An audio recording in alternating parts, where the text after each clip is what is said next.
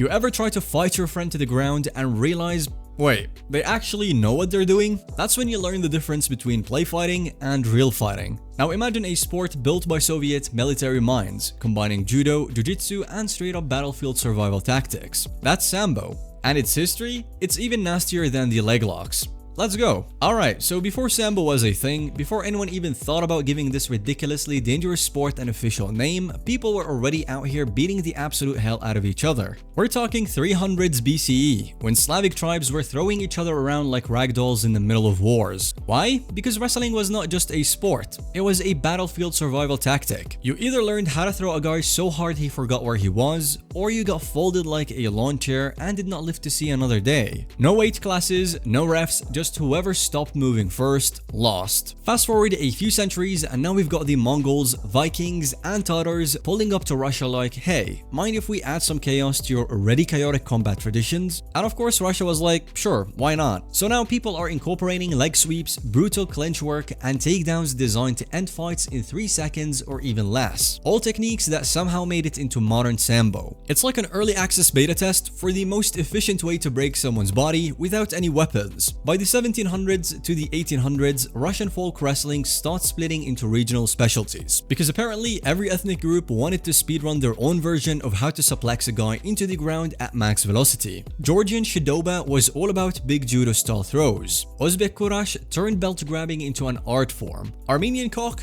just raw power wrestling fueled by pure aggression. Meanwhile, Yakutian Kap Zagai had sneaky leg traps designed to make you trip over your own feet like you just loaded into a laggy game server. Now let's talk World War I, where Russian soldiers realized, hey, maybe we should actually standardize our fighting techniques, instead of just mixing random wrestling styles and hoping for the best. So now they are training in Greco-Roman wrestling, boxing, and even judo. But there's still no one official system. It's just a bunch of angry dudes in a trench throwing hands, headlocks, and the occasional knee to the face. And just when you think this was all somewhat civilized, let's talk about Russian fist fighting. This was a real thing, and it was exactly as insane as it sounds. Some versions of it had no breaks. The fight only ended when someone got knocked out. So yeah, the groundwork for Sambo was definitely there. It just needed one thing: organization. Enter the Soviet Union. And spoiler alert, they are about to turn all of this into a weaponized combat system. So it's 1917, and Russia is literally on fire. The Bolsheviks just flipped the table on the government, and in the chaos, one thing becomes painfully obvious. The Red Army needs a new standardized way to wreck people in close combat.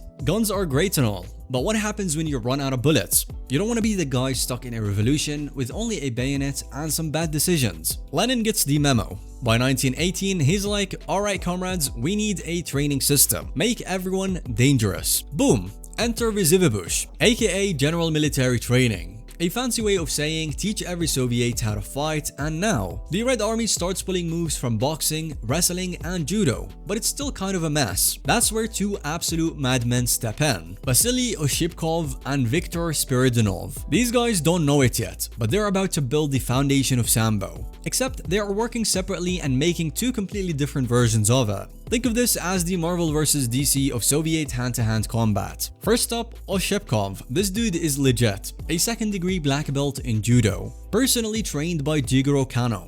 Yeah, the founder of judo himself. Oshipkov basically looks at judo and goes, yeah, this is great, but what if we made it even meaner? So he starts teaching elite Red Army units how to throw people like bags of cement, break arms on demand, and turn submissions into a government-approved problem solver. Then there is Spiridonov. This guy, a whole different approach. He's a World War I veteran. And get this, he's got permanently crippled left arm. Instead of brute force, he focuses on joint locks, counters, and redirecting attacks. A more technical defensive style of fighting. It's like he took the weak can defeat the strong philosophy from jiu-jitsu and ran with it. Spiridonov's version is so practical that it even works for injured soldiers and spies, which, fun fact, later gets rebranded as SAMOS, a self-defense system that literally anyone can use. By the 1930s, the NKVD, aka the Soviet Secret Police, takes notice. They love what they see. They start refining Oshipkov's and Spiridonov's techniques, turning them into something even more dangerous. The two schools of thought start blending together, grappling from Oshipkov and brutal joint locks from Spiridonov. And suddenly, Sambo is no longer just a military tool. It's evolving. fast. And then Stalin happens. In 1937, the Great Purge is in full swing, and Oshipkov, who trained in Japan, mind you, gets accused of being a Japanese spy, which in Stalin's USSR is basically a death sentence. He's arrested and executed.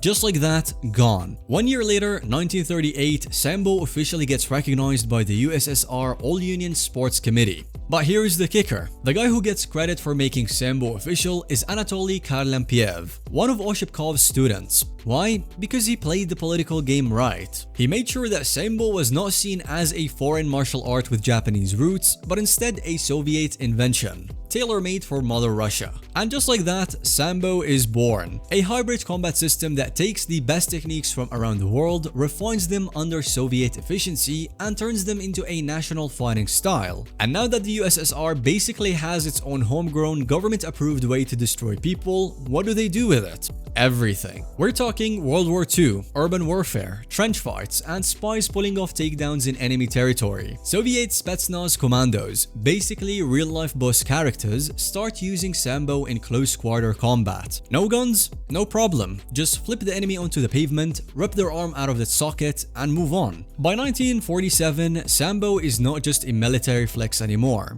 It's a sport. The USSR goes, yeah, this is too good not to show off, and creates the Soviet Sambo Federation. Now, instead of just being a military tool, Sambo has rules, tournaments, and competitions. But let's be real, it's still basically training for war. Meanwhile, the KGB and GRU, aka Soviet intelligence agencies, start forcing all of their agents to learn Sambo. Because when you are a secret agent and your mission goes sideways, you better know how to suplex your way out of a bad situation. And then Japan. 1956. The Soviets decide to show off their new toy in the land of judo, which, by the way, is where Sambo originally stole and borrowed heavily from. Soviet athletes pull out leg locks so brutal that the Japanese freak out and immediately ban them from judo competitions. Yeah, Sambo is so effective that it forces a rule change in a completely different martial art. By the late 50s and 60s, Sambo clubs start spreading outside the USSR, but Western countries, they don't take it seriously,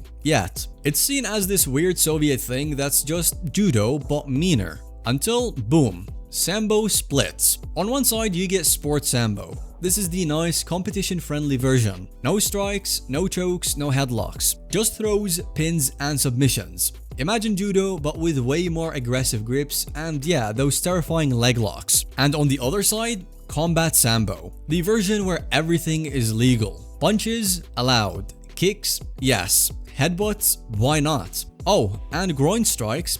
Absolutely. This is the military grade version, and it's being drilled into soldiers, special forces, and law enforcement. At this point, Sambo is everywhere in the USSR. It's a national sport, a military discipline, a mandatory skill for spies, and for some reason an astronaut training. And now the Soviets have a problem. They've been hoarding Sambo like a secret weapon, training soldiers, spies, and even space explorers in this deadly martial art. But there is one tiny issue. Nobody outside the USSR takes it seriously. So what do?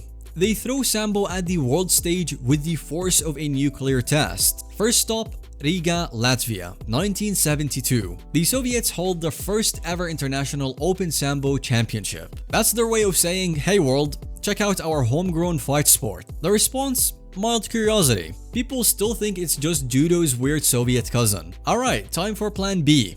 Tehran, 1973. The first World Sambo Championship. And what happens? The Soviets absolutely obliterate the competition. It's not even close. They throw, twist, and snap their way to total dominance. This should have been the moment where Sambo becomes a global phenomenon. But then, the Cold War ruins everything. Fast forward to 1979, the 1980 Moscow Olympics are coming up, and the Soviets want Sambo on display. This is their chance to make it an Olympic-level sport. But, surprise, Western countries don't want to play ball. The US leads a boycott of the Olympics over the Soviet invasion of Afghanistan. man. And just like that, Sambo's big Olympic moment dies in the water. But hey, the USSR is not going to take an L that easily. In 1984, they formed the International Sambo Federation. Basically, it's a move to move Sambo officially recognized worldwide. Because if the Olympics won't have them, they will make their own damn league. And then, 1991, the USSR collapses. And just like that, Sambo is set loose on the world. Russian fighters, fresh out of the Soviet sports system, scatter everywhere. They bring Sambo with them, introducing it to new audiences. But now there is a new problem.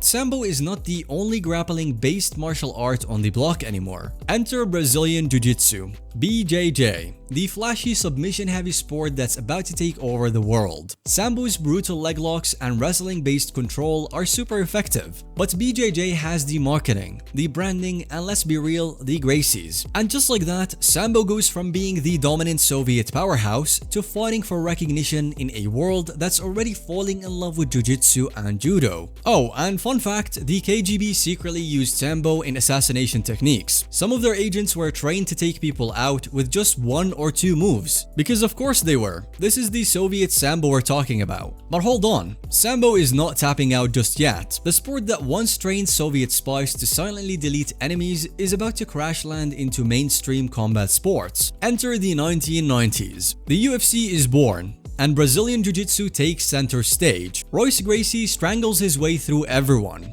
and suddenly BJJ is the hot new thing. Sambo? Nowhere to be seen. But then 1995 happens. A Russian dude named Oleg Taktarov shows up at UFC 6 looking like a guy who fixes cars in your neighborhood. He's not flashy, he's not jacked, he's just here to win. And he does. By putting his opponents in sleep mode with chokeholds, Sambo officially has its first UFC champion. Still, BJJ keeps growing, and Sambo remains a niche sport. But then in the early 2000s, a monster appears. His name? Fedor Emelianenko. This guy looks like he just woke up from a nap. But the second the fight starts, he's throwing people into orbit. Judo throws, soul-crushing ground and pound, and the scariest part, nobody can beat him. From 2001 to 2010, Fedor destroys every heavyweight in sight. He doesn't just win, he makes them question their life choices. Suddenly, people start paying attention to Sambo again. But if Fedor was the myth, then Khabib Nurmagomedov was the prophecy fulfilled. In 2008, a 20-year-old Khabib enters the MMA world. By 2012, he's in the UFC. And by 2018, he's standing across from Conor McGregor, the biggest star in combat sports. McGregor talks a lot. Khabib listens barely. Then the fight starts, and it's a disaster for McGregor. Khabib mauls him like a bear that hasn't eaten in weeks. At this moment, Sambo officially breaks the internet. Khabib becomes a global superstar. Sambo memes flood the internet. That iconic shirt, if Sambo was easy, it would be called Jiu-Jitsu. Absolute mic drop. And the UFC keeps getting invaded by Sambo-trained assassins. Islam Makhachev, new lightweight champ. Sergey Pavlovich, terrifying knockout artist. Sambo is no longer just the Soviet martial art. It's an MMA powerhouse. And guess what? In 2021, the International Olympic Committee finally recognizes Sambo. By 2024, talks begin about adding it to the 2028 Olympics. From a Soviet military weapon to a sport that might end up on the Olympic stage, Sambo has gone through one of the wildest journeys in combat sports history. And if history has taught us anything, this is not the end. It's just another takedown before the next fight.